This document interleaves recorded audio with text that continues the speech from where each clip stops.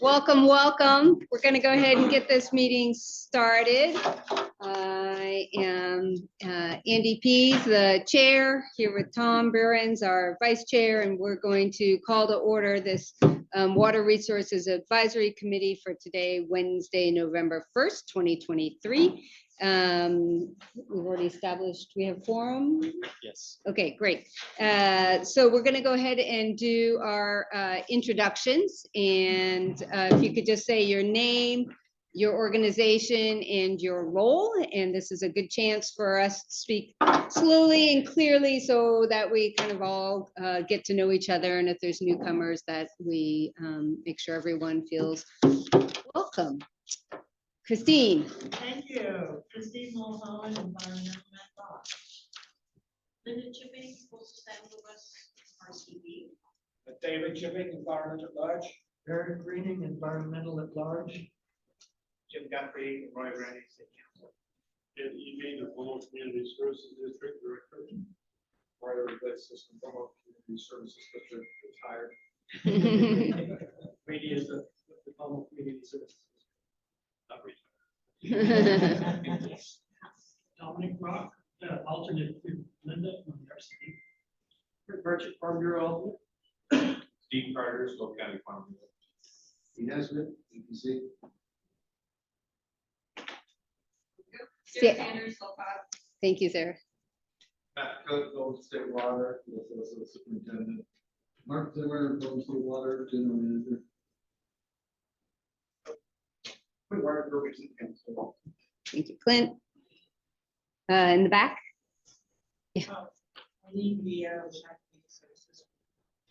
Steve Skipton, Shannon Step One. Scott Duffield, Fair Grants Community Services District. Hi, I'm Grant. I'm with the City of Slow Water Resource Technician. Kelly Fortner, City of Slow. McTeague, City Slow. Lane Reilly, County of San Luis Obispo. Greg Raywall, representative for the Cattlemen's Association. Brittany Howard, County Public Works, Water Resources. John Winstead, Ag at Large. Joshua Porter, and San Luis Obispo. Joe Style, County Public Works. Brendan Clark, County Public Works, RAC Secretary. Andy Pease, San Luis Obispo City Council. Tom Burhan, District 4. I'm not here. And then we have some folks online. If you want to unmute and say hi, I'll just call your name. Toby. Yes, good afternoon. Toby Moore, Water Resources Manager at Golden State Water Company. Great, thanks. Steph. Hi, Steph Wald, Creek Lands Conservation. Thank you. Ron. Ron Munns, Los Osos CSD. Thank you.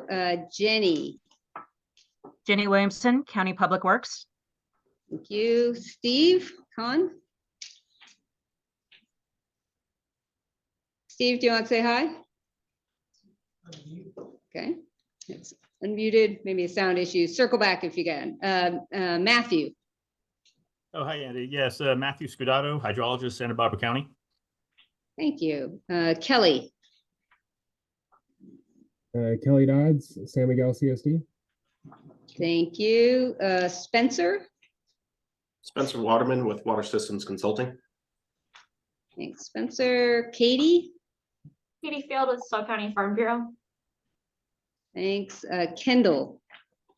Hi, Kendall Houghton with Water Systems Consulting. Great. Deborah. Logan. Connecting to audio. Okay. And Steve. Did we get to sound? Still not. Okay. Did I miss anybody? Did I miss anybody in the room? All right. Welcome, everyone. Thanks so much. It's always a great group for us to be able to get to know each other. Okay, next item of business is the WRAC meeting minutes from September 6th. We did not have an October meeting. Any comments on the September minutes? No. Okay, then look for a motion for approval. Sorry, who was the motion? Steve, and David Chipping was the second. This can be a voice vote. Any discussion? Okay, all in favor of approving the September minutes, say aye. Aye. Any opposed? Excellent, great start. Okay, next item is to receive a presentation, Sarah Sanders with SLOCOG regarding the Regional Housing and Infrastructure Plan or framework, depending on how we talk about it. Great, Sarah, thank you. Oh, Sarah, here's the slide clicker. And I will. Sarah. Sit in the audience. That's probably not on. So it's not on, I don't have to worry about it. Nope. Cool. Hey, everyone, again, Sarah Sanders, WRAC staff. I am a transportation planner that focuses on the intersection of housing and transportation. So it's a little odd, but I'm going to talk to you today about the regional framework. It used to be called the HIP, then it got like changed real quick. So you'll hear me say the HIP or the framework. That's the same. Is it on? Or hold on, sorry, just a second.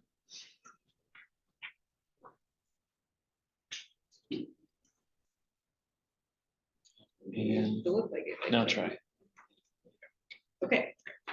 So the San Luis Obispo Council of Governments is a regional metropolitan planning organization, and our board is made up of representatives from the 7 cities in the 5 county board of supervisors.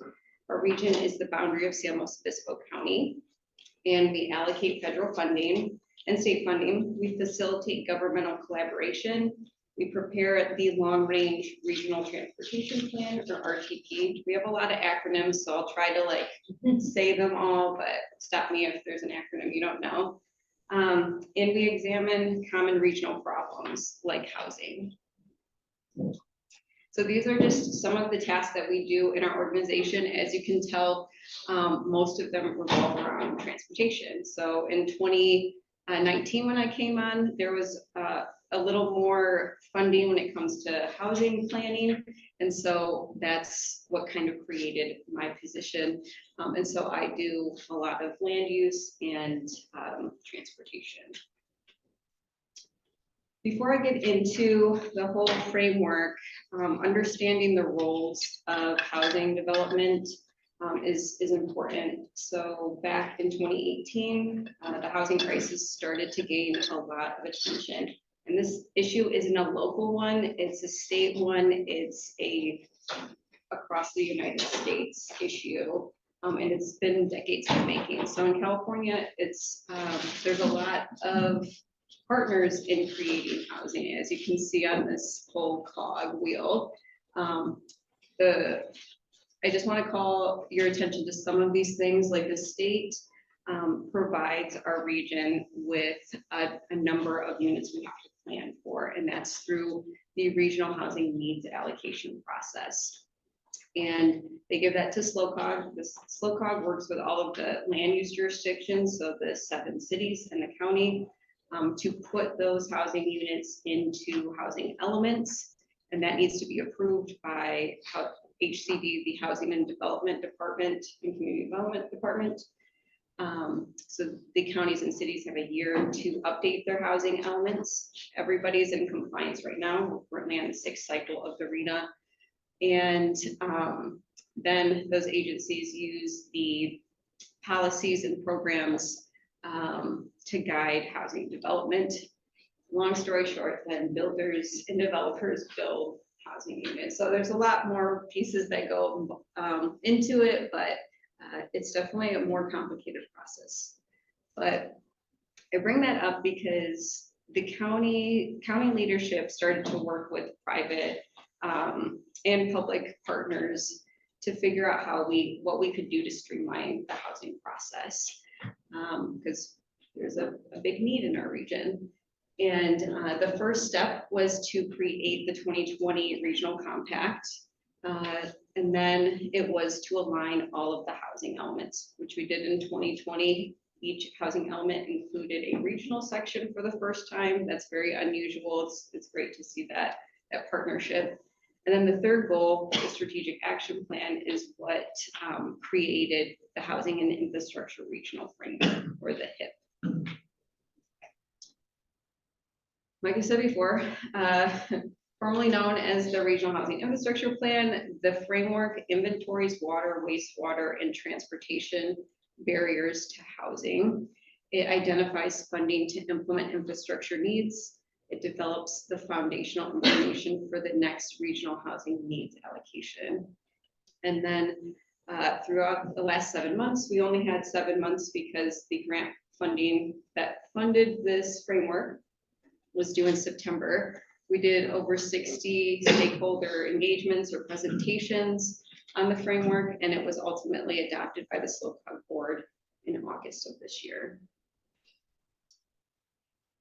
Now, what's in the framework? This is it serves as a toolkit. It's just a base. It's the first phase, hopefully, of something that can continue to shape and help our region. There's 6 components. We collected a lot of data. We analyzed it, we mapped it, we identified needed infrastructure, and also what mechanisms could possibly fund this infrastructure. We had a consultant team do an affordable by design study, and we created a communication piece to show why housing is important in our region. So what started this is the transportation efficiency analysis we did in 2022. That was always intended to be the transportation component of the framework. This effort was completed in 2022, and it showed the transportation efficient areas and the partially efficient areas. It's kind of hard to see, but there's yellow and green areas on this little teeny map. And those were like the highlighted areas that we used in the framework. This was the first time SLOCOG began aligning the transportation improvements in the regional transportation plan, which is mandated to planned housing development. And so then we added the water and wastewater component. This was definitely out of my wheelhouse, so probably some of you were contacted earlier this year in January. My colleague Alan did a lot of the outreach with the water and wastewater agencies, but we also worked with Courtney and Brendan to see what kind of questions we should be asking and what we should focus on. And what we ultimately decided was just to collect the infrastructure needs. And that's what was included into the framework. And from that, we analyzed over 440 water, wastewater, and transportation projects. We overlaid that with the areas that had transportation access, had water capacity, and had wastewater capacity. So we ended up with 80 housing efficient projects that are needed in the region. And with that, we got an estimated cost of over $1 billion in need just for these 80 projects. 21 of those were water and 59 of those were transportation. And this is just a screenshot of our mapping tool. So you'll be able to, if you go on to our mapping tool website, you can see all of the efficient areas, the projects, kind of their tentative cost. And so Jaden and on our team did a great job kind of laying out how the whole analysis went.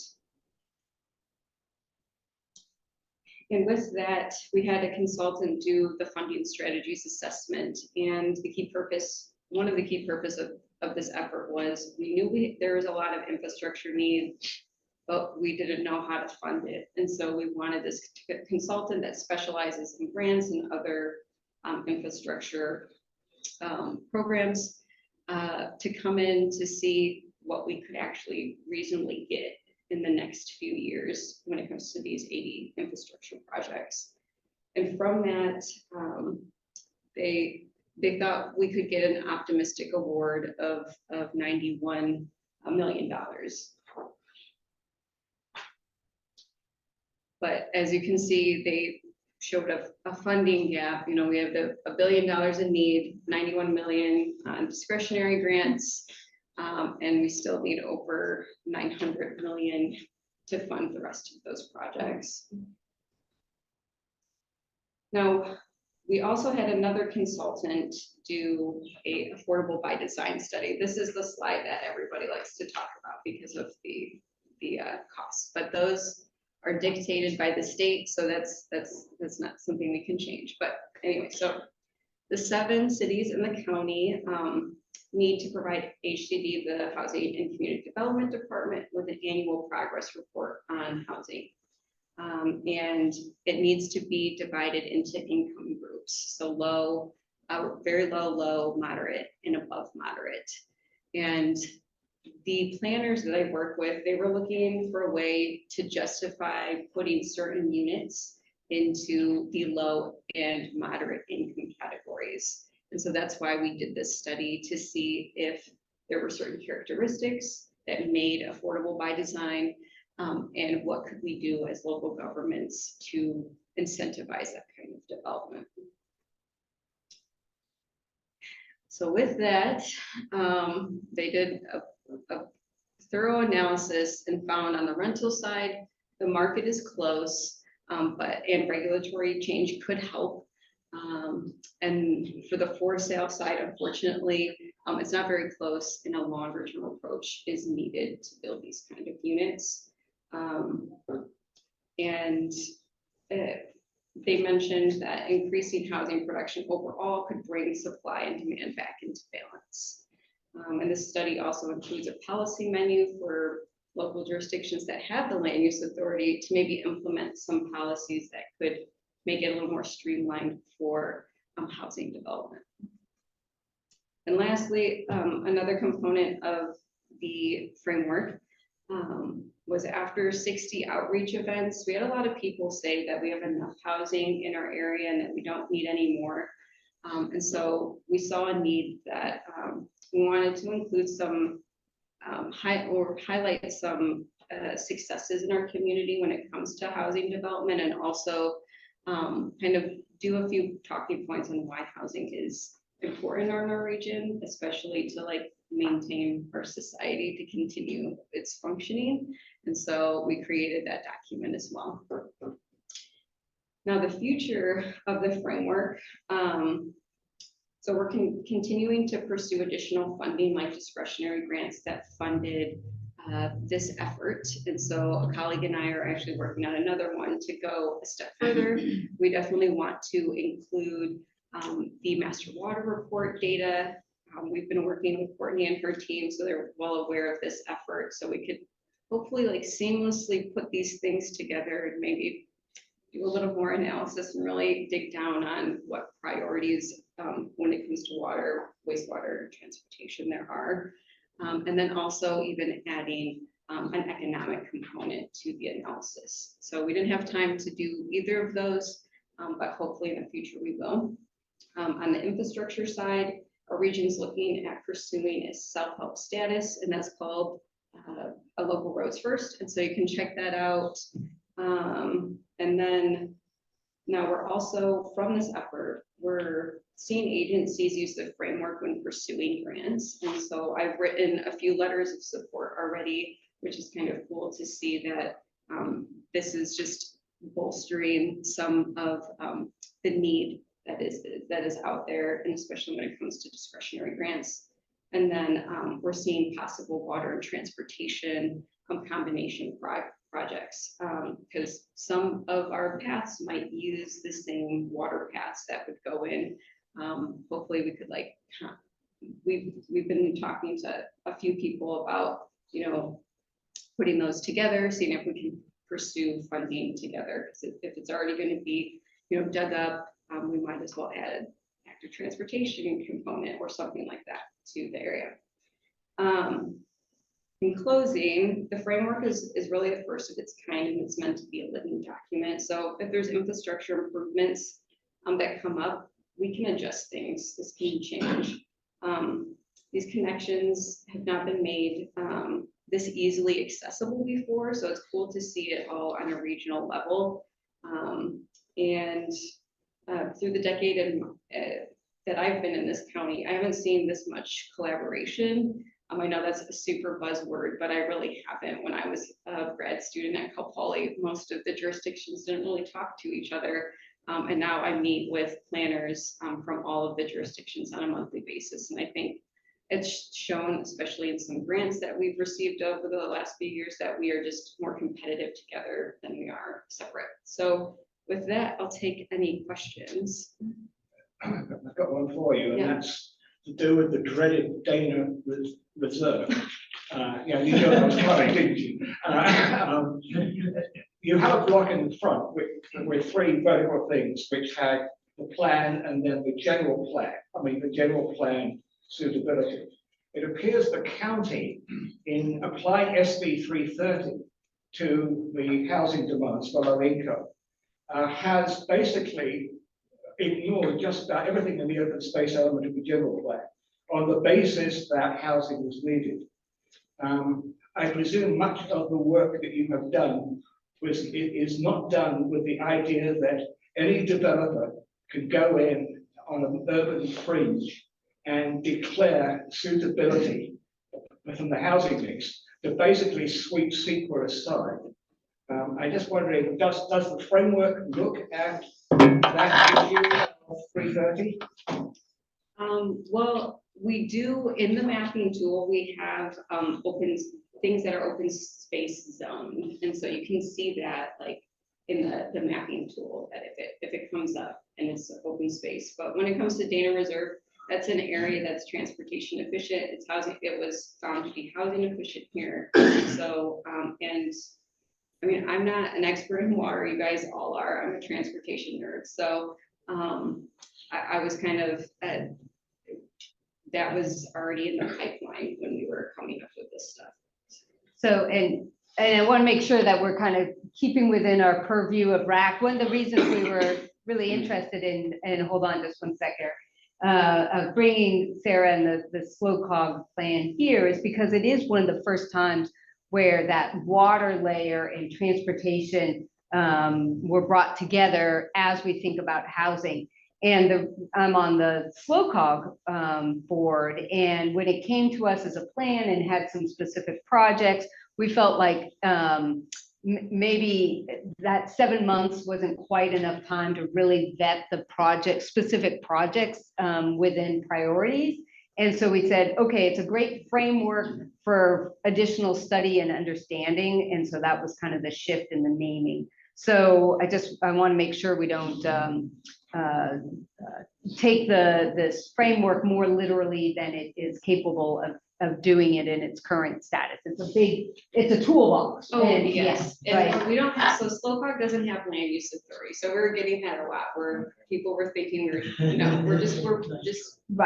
Right, so, but they do provide our centralized area to be able to talk about the housing and that regional housing needs allocation. So, but Slowcog in and of itself isn't dictating those priorities. So. Yeah, we just took what the jurisdictions with land use authority gave us, so. Okay, Eric. Question and a statement. The question is, are there any suggestions from Slowcog's point of view on useful formatting relative to master water reports and water elements? And my statement is, there are two issues that are very distinct but related and often wrongly conflated: supply and affordability. And affordability, the affordability crisis, is at least as much an issue of national fiscal policy as it is of anything we can do locally, and needs to be addressed that way. We're not going to build our way into affordability as long as we have massively inflationary policies on the federal government, and we need to get rid of that illusion. Getting back from the statement, in other words, a lot of development is driven by the need for affordable housing, but doesn't supply any. Well, but backing up again to the water-related issues, what sorts of formatting or methodology in master water reports and water elements of general plans would be, or conservation elements, including water chapters, would be most useful to SLOCOG's efforts? Honestly, I was just gonna take what Brendan and Courtney were doing with the master water report and just like literally pull it into the map and be like, job done. So, So you'll take I'm what like, you get I'm in defaulting to the whatever form. experts when it comes to that. I think map was a key word there. Yes. We're trying to leverage modern technology to make the data and information more accessible for that we all depend on. So one of our biggest goals is to get it in a place where it's more accessible. Right. All using kind of the same basis. And Right. looking at it all on a regional level. I mean, at least for me, I'm very visual, so like, I like maps. Obviously, I work for an agency that works with a lot of them. But I just think it's really interesting to see if the water data is mapped and you can, or like where there's supply, where there isn't supply, and kind of overlaying all of that information spatially. I think that's going to be very important. One thought on that. it And would then be wrap it up so interesting that other folks can have a chance. To have a map. Maybe it could be in that form, maybe it would just have to be verbal. Water grants and transportation grants use different definitions of disadvantaged community.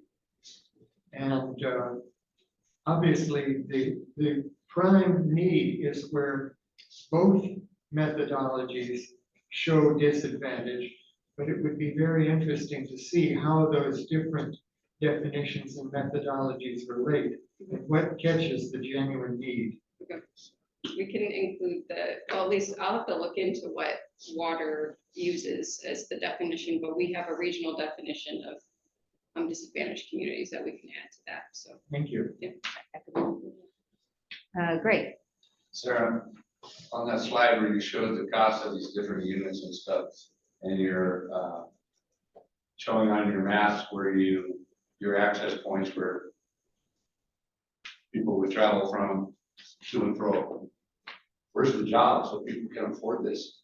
What good is having these homes and these roads that connect everything and trying to match the resources when there's no affordability because nobody can work in the area to afford to live there? Yep, that's what we're that's the next phase of this, hopefully, and unfortunately, I don't have funding for that right now, but I'm working on getting the funding, so I'm decent at getting grants, so hopefully we'll get that, and we'll be adding that component. Yeah. Are there questions or comments on this work?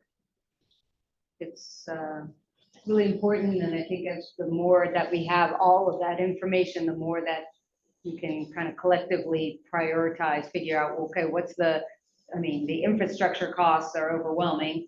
So how do we prioritize? Okay, well, which projects are going to unlock the most housing affordability, et cetera. So I think that's ultimately the goal. We're not quite there yet, but we're building it out. Christine. Okay, I'll ask this one. All right. In the last 10-year census, the city of San Luis Obispo barely grew, the county barely grew, and not shrinking. California continues to lose more people. Who are we intending to serve here? Building all these houses and apartments when population is going down, or at least maintaining stability. Where is this huge demand coming from? Especially when we have so many empty houses and second homes and students. I mean, I just don't see that we're serving our community with this stuff. It's like, who are we building for? Oh, I agree. And I know, having been on the council and the housing, the state says, you've got to build this much housing and all of these different affordabilities. And at that time, we said, we don't have the water. And the state says, well, go get the water. But the state, of course, is in drought and there isn't any water. So this whole demand coming down, this demand really kind of gets me in the gut, because we're being demanded to do something in our locality, and this whole idea of local control seems to have gone out the window. And small towns are not viable and we've got to build them. So how do you see that playing out here? And I'm gonna, I mean, unless you have a quick answer. That's kind of like a quick answer. Yeah, that's We the, talk about that. yeah, it is a super big, important one. I don't think that this is the setting necessarily, but I appreciate that. I knew this slide always gets me into trouble. I probably shouldn't even show this anymore. But I appreciate it. And then I'll send Brendan some links. So, and it'll have my contact information. If you have questions or anything like that, feel free to reach out. Thank you. Great, thank you.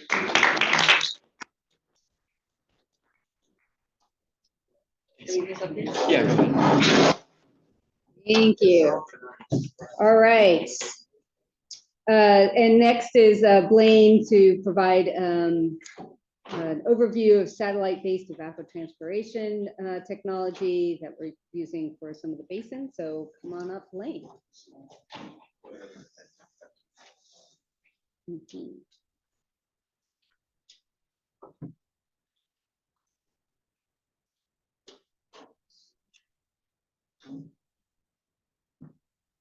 This isn't by chance of a laser. Yeah, it's the red, there's a red button at the top, maybe. Oh, that's- Oh, hold on. That was weird. Oh, okay. Yeah. Okay. Can you show me over here and I just Yes. messed up? Well, Brandon takes care of my technical problems. I want to thank you for the opportunity to come and visit with you today. I'm going to give you a presentation about what we've been looking at from a groundwater management perspective within the county, looking at a technology that has been around for quite a while, but it's really relatively new in its applications for the purposes of helping manage groundwater basins. It's satellite-based evapotranspiration data.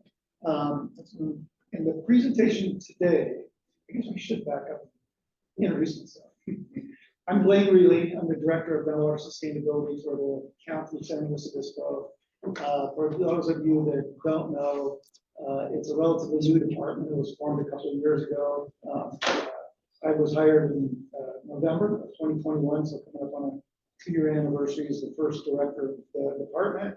And the role of the department is to serve as the county's representative in our 6, what we call our managed groundwater basins. So those include our Sigma basins, which we have 4, and then our 2 basins that have been adjudicated by the court, which we have 2. There's groundwater in many other parts of the county. That is the role that the county's department that serves as the representative in those areas is public works. So we kind of divide up the responsibilities for representing those groundwater basins within the county. So that's the introduction. Again, I'm going to talk about satellite-based evapotranspiration, what it is. I really tried to make this very informational because a lot of people don't know what it is. We're still learning really the value of it, how it can be used, and how it can't really be used. So I'm going to give you an overview of what it is, explain that, and then just kind of wrap it up with some of the ways that we're looking at applying this technology in the county in the area of groundwater management.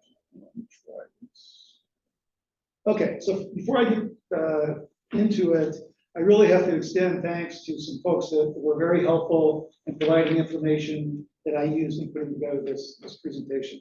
Those folks include out of Cal Poly, the ITRC, Dr. Dan Howes, very helpful. OpenET is a consortium of public agencies, including NASA, a number of federal agencies and universities that are working on developing tools that can be used to apply satellite-based ET for the purposes of water management.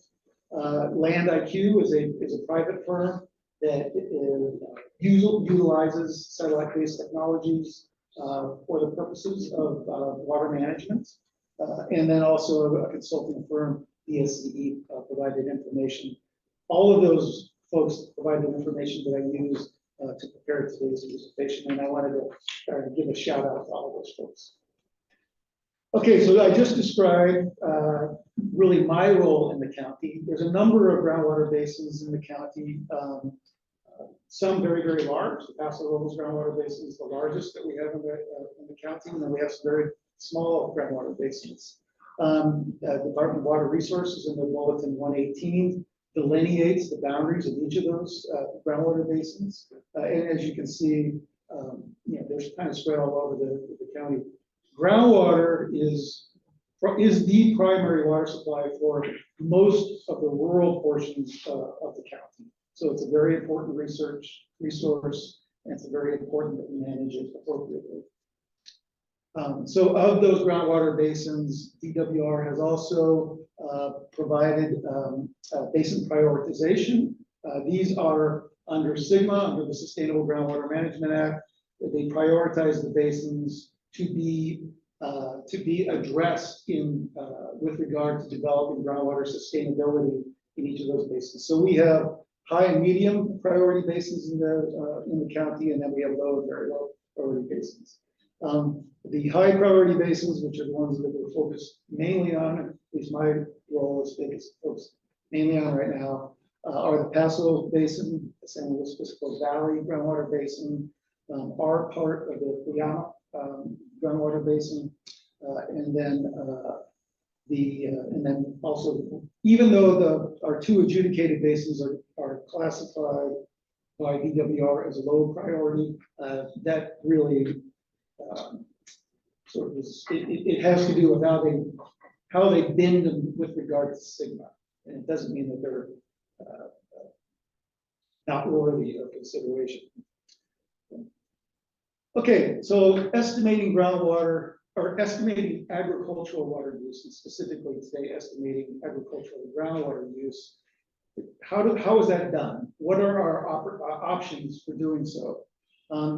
One way is to measure the applied water. That is the water that is actually drawn from, again, we're talking groundwater now, water that's drawn from the ground and then actually applied to, in this case, we're talking agriculture, so applied to crops, to the irrigated agriculture. The conventional way of measuring that is through meters, physical metering. We can use, and other folks have used as a proxy to physical flow meters using electric, if the power for the pumps are electrical, we can use as a proxy the electrical meter to estimate the applied water that's being run through the ground. The other way is measuring consumed water, and the consumed water, the water that's actually being consumed by the crops. Two really strategies there. One is just basically utilizing land use data and making estimates of water use from the land use. And then the other way is using the evapotranspiration data. Evapotranspiration has been used really for quite a long time. Traditionally, it's been used by determining the reference ET, which I'll explain a little bit more about what that is in a minute. Reference ET, and then applying a crop coefficient. And that's the way we've done it for the most part in the county historically. And then we'll talk again here in a bit about using remote sense satellite-based evapotranspiration data as a way to estimate agricultural water use. Okay, so again, there's two ways, keeping it relatively simple, there's two ways. Meters, that's measuring the applied water. Most of you are going to be familiar with that. You probably have a meter out front of your front yard. That meter measures the flow to your house, and then you get billed based on the meter readings that are made in that meter. Okay, that's the amount of water that is applied to your house. The evapotranspiration is a measure of the water that's being consumed by the crops. It's water that evaporates from the soil, plant, or other surfaces, and the water that is transpired from the plant, from the crop. So that's consumed water. So who's using these technologies for the purposes of groundwater management within the state? Okay. And this is a poll or a survey that we performed last year, so it probably it might be slightly out of date. But last year, when we surveyed groundwater basins that are involved in Sigma and are involved in developing groundwater management strategies or already have implemented groundwater management strategies. The majority of those groundwater basins were using meters a year ago. 83% of those that we pull were using meters to measure the applied water that was actually being applied to the irrigated cropland. Some of those basins depend primarily on groundwater. Many of the other basins depend primarily on surface water. And then, of course, there's lots of those that depend on both supplies.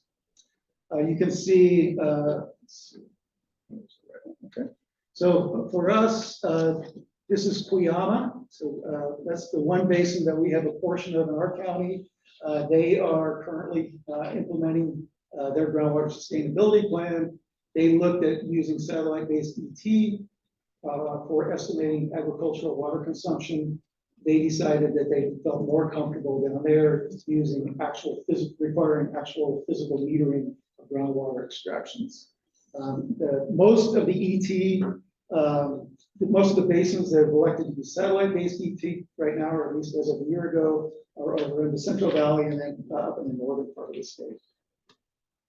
This is just a list of those agencies and basins that we polled a year ago. So there are a few as of a year ago that have decided to use the satellite-based ET and are currently using satellite-based ET for the purposes of groundwater measurement, for estimating agricultural water usage, and then from there developing groundwater allocation programs, trading programs, things like that. Okay, so how is water? How is water use measured at the field level? And again, we're talking agricultural today. So at the field level, meters, it's a gross measurement of water use. It's just a physical measurement of the amount of water that's being pumped out of the ground. It's a direct, it does not account for the portion of applied water that stays within the system. So some of that water gets used by the crop, is evaporated, transpired. Some of that water runs off, and then some of that water actually percolates and infiltrates back into the subsurface and makes its way eventually back into the groundwater basin and the aquifer. It's measured with meters. There's a wide range in quality of meters.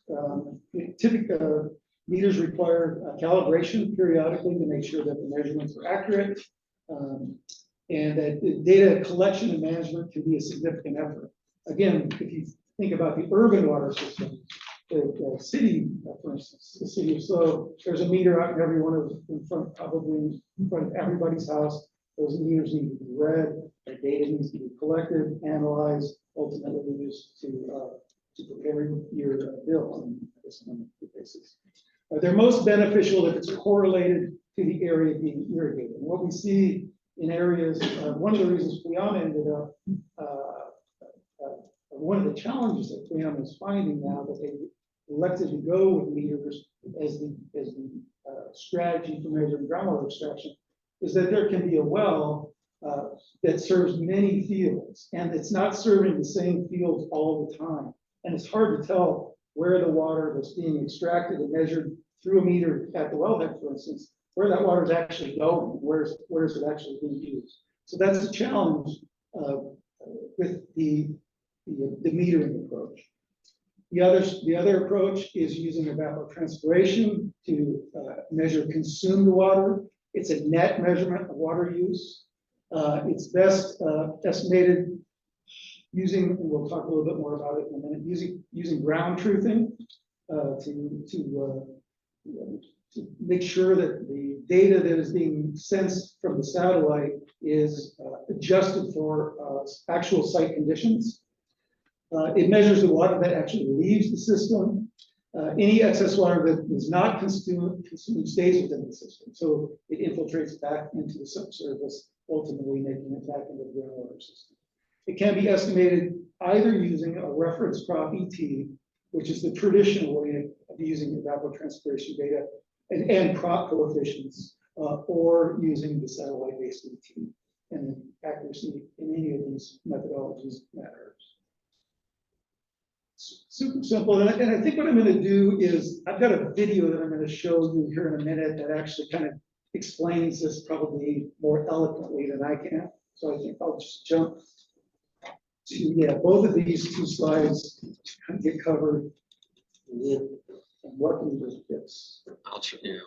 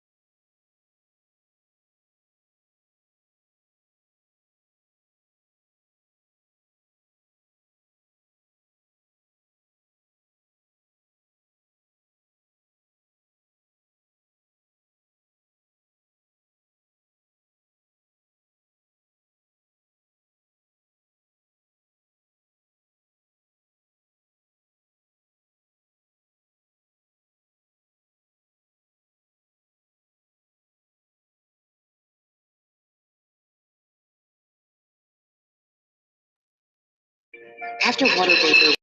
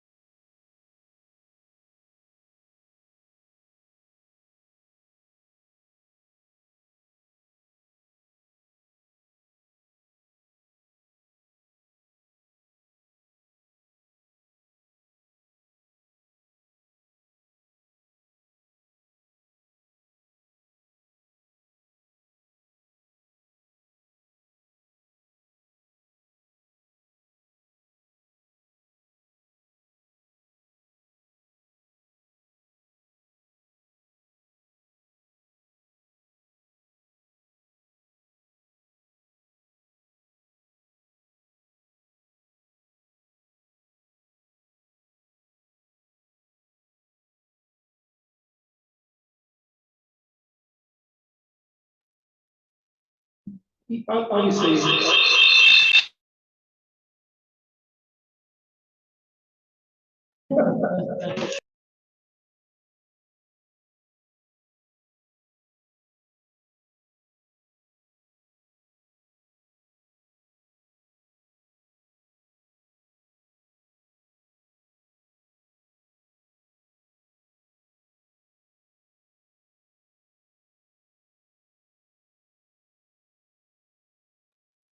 water.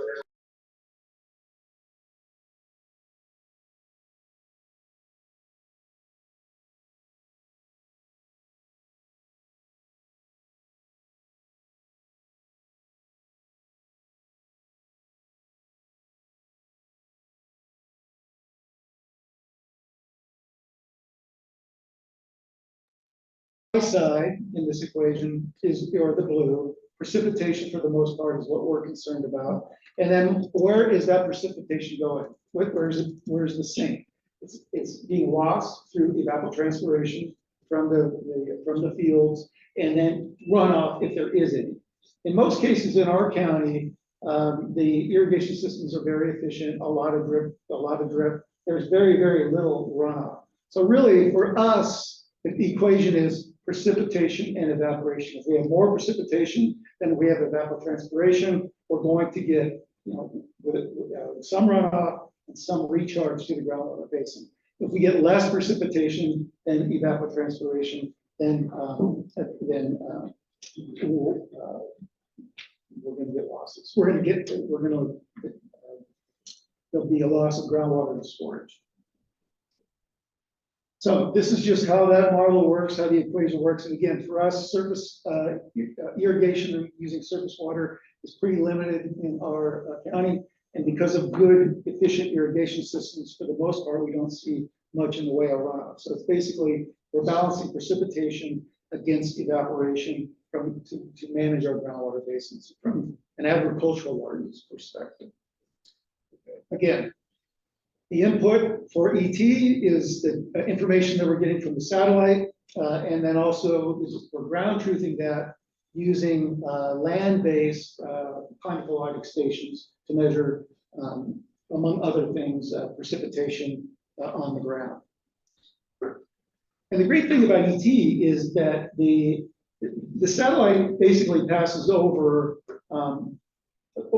pretty much every part of the county a couple of times a month. I think the cycle is about every 8 days. So about every 8 days, the satellite is passing over, collecting that ET information that then becomes available through one of the sources. It's public domain data. NASA's collecting it, and then folks like Land IQ, OpenET, some of the other vendors get that information and then put it in a form that's useful to the growers. Because it's available on that frequent of a basis, and this is just a map that kind of just speaks from April to December, or actually from January to December. And if you look up here, this is the ET from 0 to what is that, about almost 10 inches. So the cooler the color, the more evapotranspiration. So the more consumptive use of water in those fields is occurring. So you can see in the winter months, there's not much. The plants aren't consuming much water. They're pretty much dormant.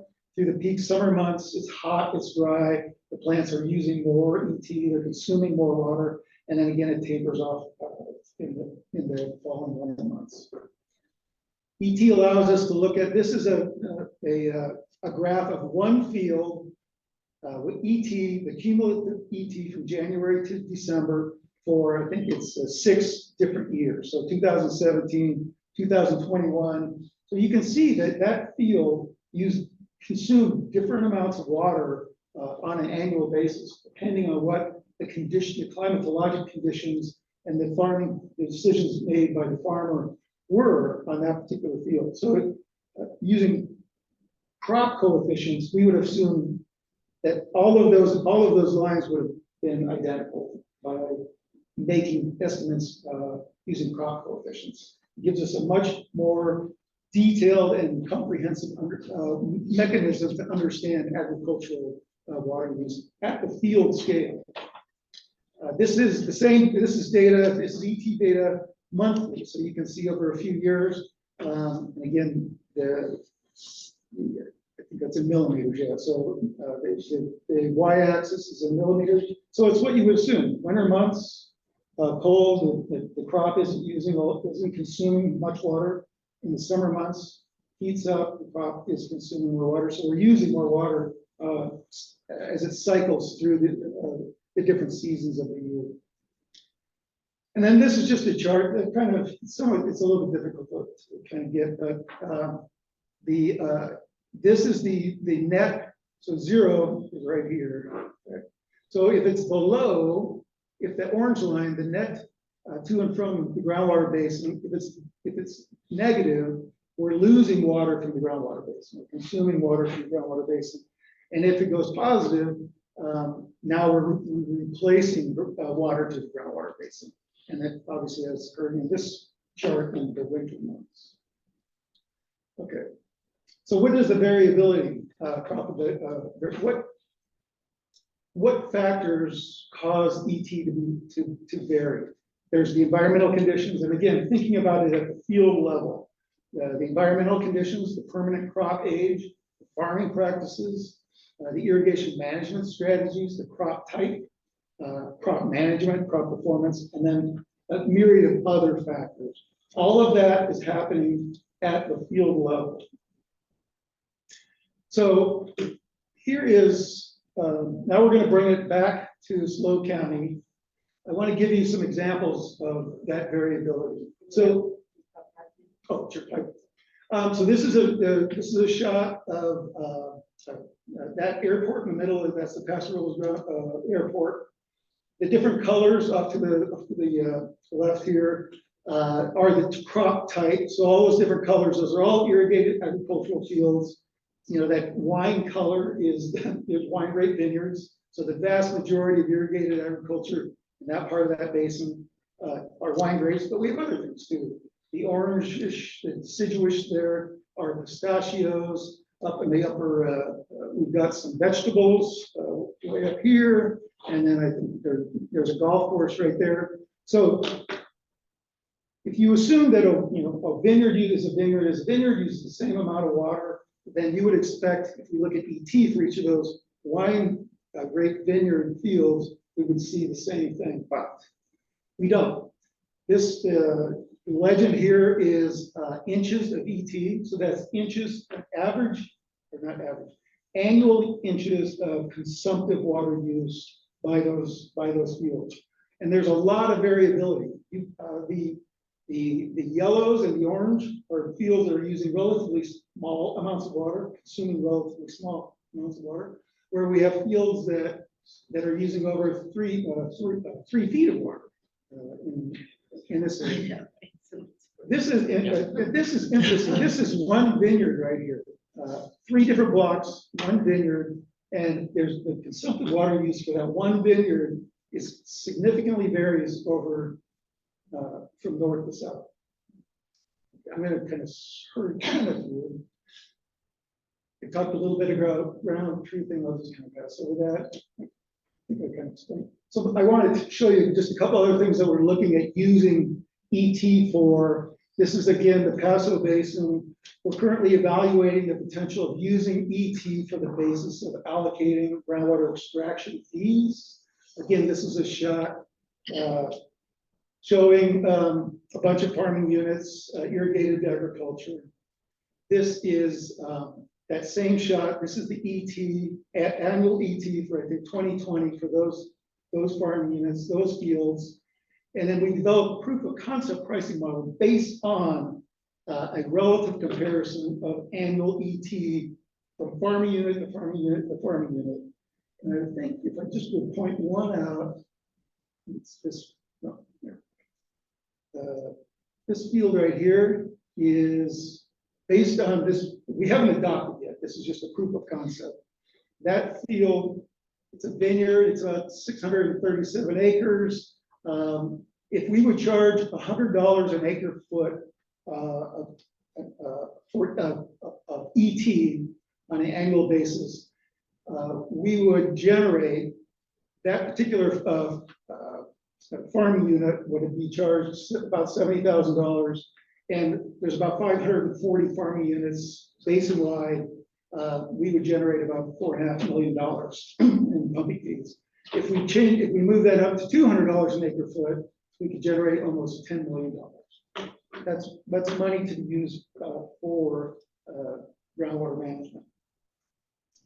Let's see. The other thing that is important, we're looking at how we use this data, or we're using this data to really evaluate what's happening in areas where we're seeing areas where our rural domestic wells are going dry. So we have concentrations here of areas where we see that we have reported wells going dry. This would be the southern part of the Jardine area. This is the Paso Airport. This is Ground Squirrel Hollow. And then if you look at this data, you know, some of these areas you can see have quite a bit of irrigated agriculture in close proximity to them.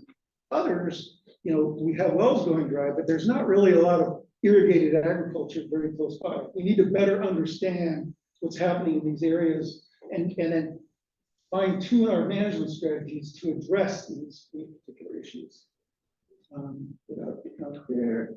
And then just a couple other things. Los Osos, we're looking at it for estimating agricultural groundwater usage. This is just a quick shot there. And lastly, we're doing the same thing, starting to look at using satellite-based ET in the Slow Edna Valley area for estimating of consumptive groundwater use in agriculture. How does this compare with gross well extraction metering? Because I use more or less efficient that way in terms of calculating these numbers. Using meter data, the gross well extraction data, there's a lot of variables that go into that have to be considered when you're using that and compare that to the consumptive use, right? We're doing correlation studies right now in Edna Valley to see how close we can match those two. You know, physical metering of groundwater, of gross groundwater extraction versus consumptive use. We're trying to answer that question right now to determine whether or not we're comfortable enough to say we know how much water you're using. For the purposes of the groundwater extraction fee up in the Paso Basin, we're saying we may not know exactly how much water you're using, but relative to your neighbor, we know how much water is being used. I noticed you weren't looking inside the city limits, obviously a different contract, but I wonder if you have any information on the comparison between sort of these agricultural evapotranspirations and evapotranspiration for urban turf. The golf courses are, much of that is turf. Does that give some kind of an indication of what urban turf might also be doing? The technology can be used for that. We just haven't got there yet. Like, you put your Los Osos map again, the next slide. Is that within the groundwater base or is that a bigger area? No, this is within the groundwater basin. So this is the agricultural, the irrigated agriculture within the house or the Los Osos groundwater basin. So in the slide where you show the over years the transfer of the transfer vegetation. Evaporation. Was one of those, did it show what the average would have been if you had used crop estimation techniques? No. In order to see if maybe the mean is the same or? That slide did not. That's a great question, but that did not. Did you know that? No, that wasn't. Other questions? I do get one. I missed the purpose of the fee. Those funds that are generated, what would they be used for? Under Sigma, the Sigma defines the pathway to sustainability is through projects and management actions. Those are that's Sigma terminology. So projects are basically for us bringing in supplemental water supplies, so non-groundwater supplies. They include infrastructure and infrastructure. So yeah, in the Paso Basin, one of the things that we're looking at is bringing in recycled municipal wastewater from the city of Paso Robles. That's a supplemental water supply that can be brought into the basin and used to benefit the groundwater basin. So that's a project. The fees potentially could be used to help at least partially fund and operate projects like that. They haven't decided whether or not that's going to be the case, but that's a possibility. The other thing are management actions, and those are the opposite of infrastructure. Those are implementing basically behavioral changes, right? And that can include things like, sometimes you'll hear us talk about the Miller program, a multi-benefit irrigated land repurposing program. That's a program that the way it's at least conceptualized would be to create a program that would incentivize people that have irrigated agriculture to repurpose their land into the land use that has significantly less or no groundwater use. And do you think that that could happen just by imposing the fee, that people would be looking for other ways to use their land? To some extent, we know that that's the case. We don't know yet how successful that'll be, but we know to some extent that is the case, yes. Great, thank you. Sorry, go ahead. One last question in here. Yeah. Non-SIGMA basins, the authority to apply those fees doesn't exist, right? So if we're only talking about SIGMA. So somewhere like also source that only has a portion of SIGMA, you really wouldn't be able to apply those fees in these areas, would you? Or is this all these areas in the SIGMA?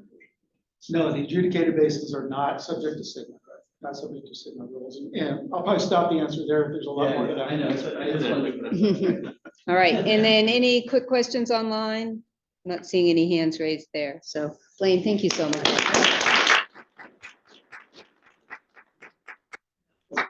Yeah, no, you're Thanks, good. Blaine. Thank you, thank you. All right, so I'm gonna flip items 5 and 6 because I wanted to knock out, is that all right? Can I do that? Okay. Item 6 is consider recommending revisions to the bylaws. Last time we approved some amendments, forwarding recommended amendments to the bylaws for consideration by the Board of Supervisors. Since then, we did do the outreach to the 3 members that we had talked about have not had involvement particularly, and they had other avenues for having a voice in the water world. So anyway, but we since heard that they would like to stay involved. And so, so the ad hoc bylaws committee has not met again, but I think from our perspective, that change wasn't particularly substantive. And if they want to stay involved, then great.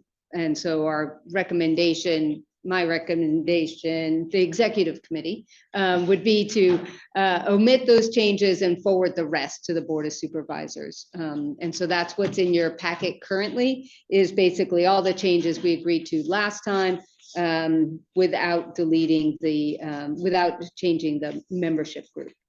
Is that fair representation? Any questions on that? Otherwise, I'll take a motion. Yeah. As a member of the previous bylaws ad hoc committee, I believe that that's a good move, and I support it and move that we recommend the revision. Thank you, Christine. And Jim, a second. All right, can we voice vote on this? I think so. No, all right, all in favor, please say aye. Aye. Any opposed? Okay, terrific. Thanks, everyone. We'll go ahead and get that forwarded. All right. This item discussed the ad hoc committee subcommittee's report on the water sections of the Dana Reserve Project, EIR, and consider actions. Again, in your agenda packet is the, just to get us all on the same page, was the initial memo that the ad hoc committee wrote. We did not forward that, but of course it was part of public record. We did get a letter disagreeing with the conclusions from the Northern Cities Management Agency, thank you. Disagreeing with the conclusions. There were other letters on record disagreeing with their disagreement. And so our options are to consider reconvening the ad hoc committee to see if we want to make any changes. We could stand with not, just having this committee has accepted the prior memo, we could let it stand and then we're done. Or we could vote to forward either the letter as written or the letter potentially as revised to the planning commission, no, to the supervisors. So, but we did not get involved with the planning commission. At this point, I'm going to turn it over to Linda as the convener of the ad hoc to give us any other thoughts on next steps, and then we can kind of have folks weigh in. Excuse me. I lost my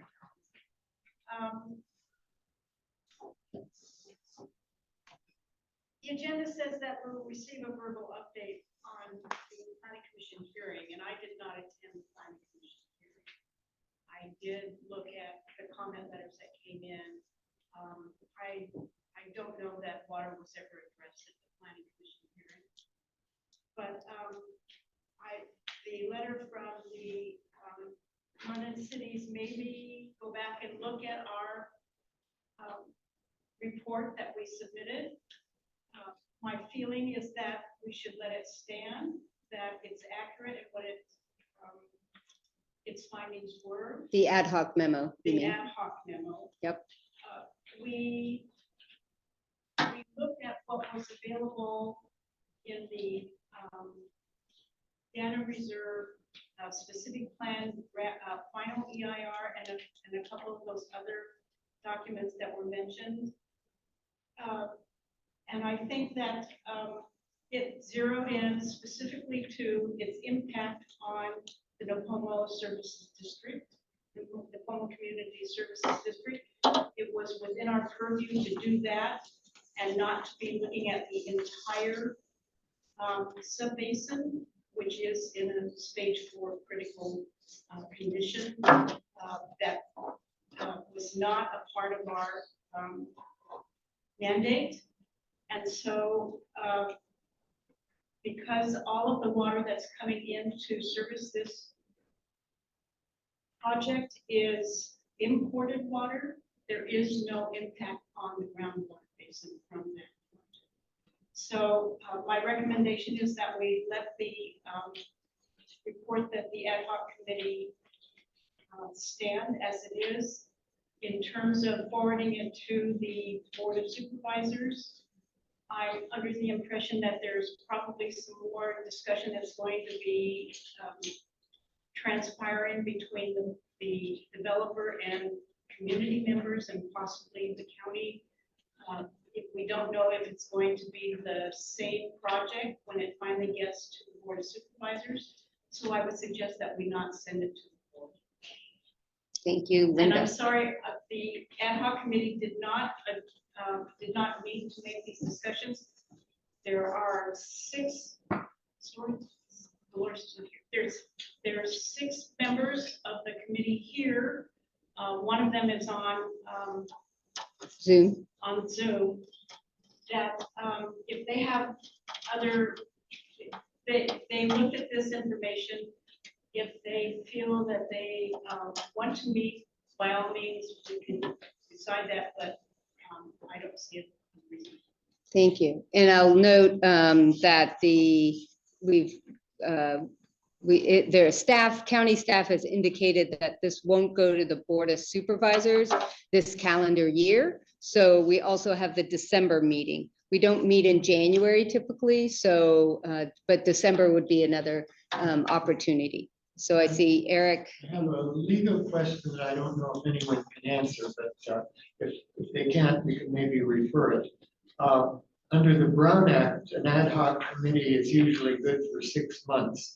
Does that begin with when we were created, or does it begin with our first meeting? My sense is if we are going to meet again, the most useful time would be when whatever project is going to be in front of the supervisors is defined enough that we can see whether our information still aligns with that project or whether it's changed enough that we have more work to do or just some caveats to throw in.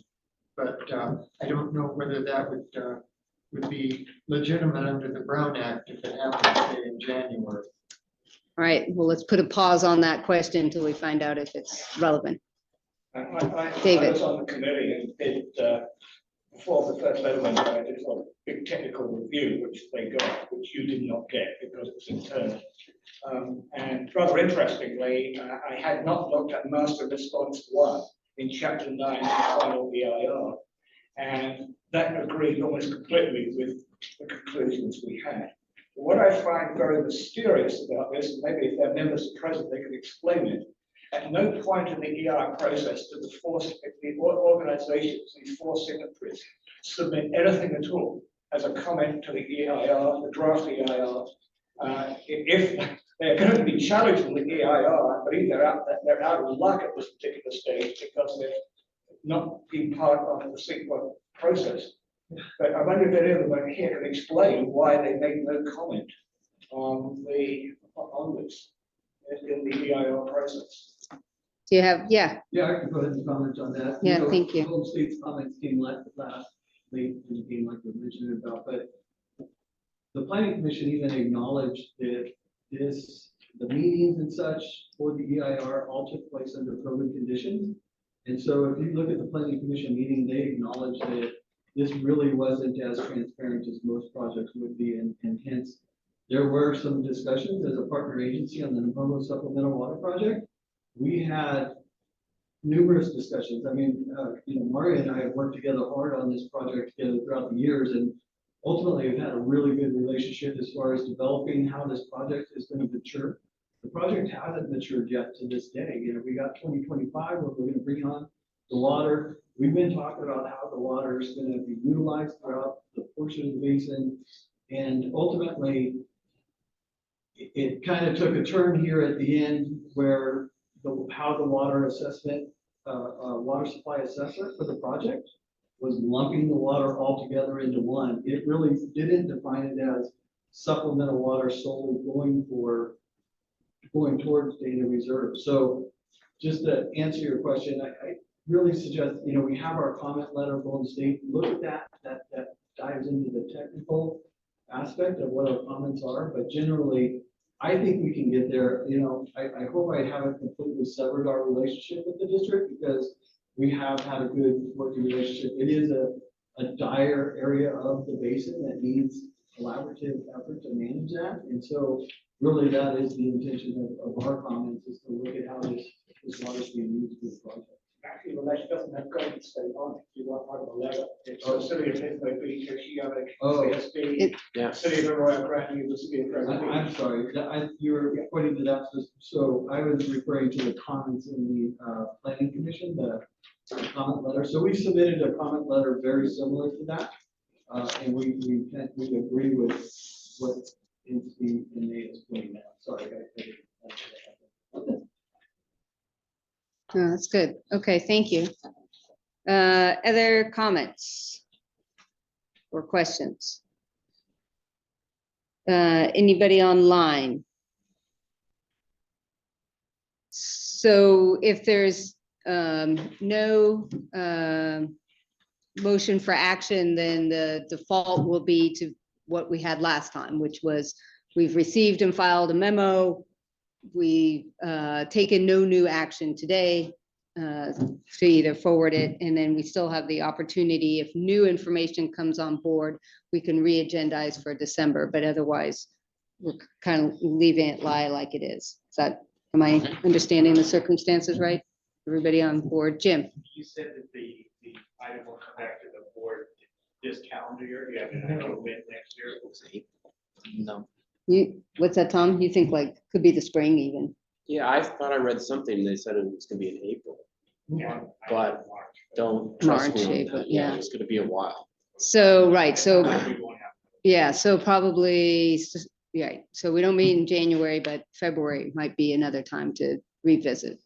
In that time frame, it will have to be the committee of the whole that would revise this statement, because I think we'd be out of our ad hoc, yeah. Yeah. You mentioned this was, the status of this is receive and file. Where is it filed? Is it accessible to the public? Is it accessible to the board of supervisors? What does receive and file mean as far as future use of that document? Yeah, good question. So it's not formally submitted to the Board of Supervisors, but it is available in our, both the meeting minutes. It's basically in this packet, which is available online, but somebody would need to look for it. So it's available, but not being broadcast. It's the current approach. Yeah, it's now in 2 agenda packets. I suppose we could make it as a separate, document in the meetings, but it's, Yeah. yeah, it's not in like a separate place right now, physically, like on a website or something, but it is a part of all the agenda packets of the last 2 meetings. But it's all internal to RAC right now. It hasn't been transmitted in some way into the record for the Dana Reserve project at this time. And what I'm hearing is it would perhaps be premature. Any constituent can contact their supervisor and tell them where they can find it in the RAC's proceedings. Yeah, does that seem reasonable? Are we good with that? What, yeah, something, I'd be sad if they had that. yeah. Yeah, okay. Okay, I'm not seeing any further motions or actions at this time, so thank you for the discussion. And we will proceed with the next item, which is the ongoing updates. And per the usual, I'll just kind of pause and see if anybody has a question or a comment. Rain and reservoir report. Reservoir still up. Drought updates. Groundwater basin management efforts. Greg. Yeah, and this will play into Eric's question about the city of Paso, DEP. So I'm on the technical advisory committee for the expanded well monitoring for Lane. And have 150 wells that we have identified for contact. We're in the process of generating contact with people because we know where all of the wells have been replaced, almost 300 wells in this 3 of the areas he told me about. So we're working on that. I've been trying to question, you couldn't see it real well in that map. There's at least 50 ponds, irrigation ponds that are lying in those areas where a lot of that irrigation is going on. And I want to know what the ET is off of those ponds. They're all just barely under 50 acre feet. It's 50 times 326,000 gallons filled on a regular basis. And we don't know what the evaporation is off of those ponds, nor the 4 golf courses in the city, nor the landfill, and stuff like that. So there's other things, and I know they want to do this blended water project. Fine. In 2000, City of Paso Robles did a blended water project study, and I don't know why they're not using that. They didn't perceive it or didn't, carry out on what they could have done. This is before they got the Nazi metal water, and they're not using their Nazi water. So in the last 6 years, they've used 7,100 acre feet out of a possible 39,000 acre feet. So they let go 32,000 acre feet of supplemental water. It could have been put to beneficial use. The problem with the management with some of the people that are in charge. It's not with, we don't have the supplemental water. And so if you're not going to use those things, the county in the last 6 years have only used 140 acre feet out of 600 that they could have used in Shannon from the state water system. So these other waters that are available are not being put to beneficial use. And the other thing, as far as charging people or whatever, Signal also specifically says it did not change groundwater law. So the people that live over the land have the priority right to first beneficial use of the water, not the appropriators, which are the cities and CSDs and those other agencies are supposed to be using their other sources. And the courts have already upheld that. And all the other agencies that are in that area, they want a prescription. So their prescription is what they can take from the basin if they're declaring that there's a problem in the basin. The county has 310 acres. The city of Paso has 1,267 acres. That includes a portion that's in Monterey and the Atascadero subbasin part. So there's a lot more pieces, moving pieces to this, and I look at the extracted water from the ground going into those ponds, and I want to know that, I know that all that water is being applied, because a lot of it's, so if you need to line the bottom so you don't lose it, seems to me you need to cover the top. Interesting. Pond covers. That's something that's clear on the base. Just a quick follow. The top of open canals and ponds in the Turlock Irrigation District is covered with solar panels. And sometime we might be interested in learning from what they do. Yep, thanks. David? Yeah, I saw some geologic reports that the northern Cuyama Basin tried to separate itself from the southern Cuyama Basin. And northern Cuyama Basin has those gigantic new vineyards from Harvard Trust. And of course, we all know about the war that's going on in the southern basin on carrots. But you might need to add northern and southern Cuyama Basin if this gets resolved. They're filed with the state to cut anything north of the Russell Fault as a separate basin. All right, good to know. Steve? Unrelated to this, or related to this, but not quite in line with the previous conversations. We've been approached by the resource manager for Stanford University's Bill Lane Center for the American West about studying the natural groundwater basin from several standpoints. One of which would be the management structure, because right now it's under an MOA, and whether there is a better structure to empower the group to act for the group rather than having the MOA, which all decisions have to be then sent out to the groundwater sustainability agencies. And then the other aspect that they would be looking at is the sort of thing that Lane was addressing in part, which is how would you do demand management? What would be a fair way to do that? And we've asked that they look at what other people have decided is a fair way to look at it, so that we aren't trying to create our own ideas, but to see what's working elsewhere. So, and we've asked them to, they addressed this to the Shannon San Juan district, they're going to talk to UPC, encourage them to talk to the supervisors who have been in opposition to those districts, so they get a broader perspective of the points of view that are involved. And let's see what else. Oh, and then to consult with our resources. That a woman named Amanda who goes to all these meetings and seems to know everybody and everything. So this may be coming back with some useful information for us. Thank you. Appreciate that. Linda? When will we get a look at the master water reports? Next month, right? Yeah. Well, a That's the progress plan. update. We're having a meeting tomorrow to review, internal meeting, to see kind of first demonstrations. So I'm hopeful we can bring that here. So we're still talking about that, but hope so.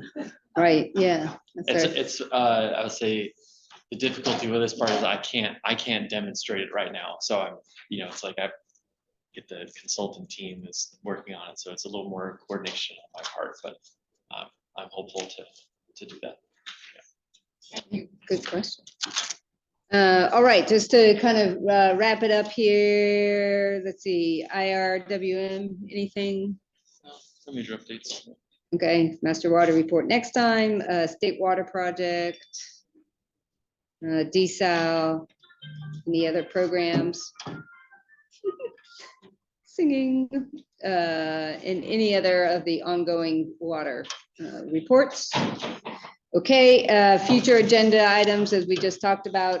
So next month, the plan is for an update on master water report, as well as local celebrity John Lindsay is coming in, thanks to Ray D'Anzo's connections, to talk about kind of a look ahead for the SLO County climate. And then we won't meet in January per the usual.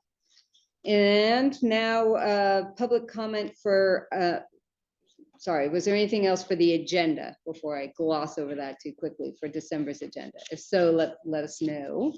And then public comment for items not on the agenda. Anybody? One quick thing. Quick thing. Dealing with demand. Paso Basin is 436,000 acres. 8% is irrigated. 37,500. There's your demand. 90% of the water. Really easy to see which they. All right, thank you. Comment. Yeah, go ahead. Want to let everyone know you're invited to the Community Flood Readiness event put on by Zone 9. Flood Control Zone 9 is the San Luis Obispo Creek watershed jointly managed between the county and the city.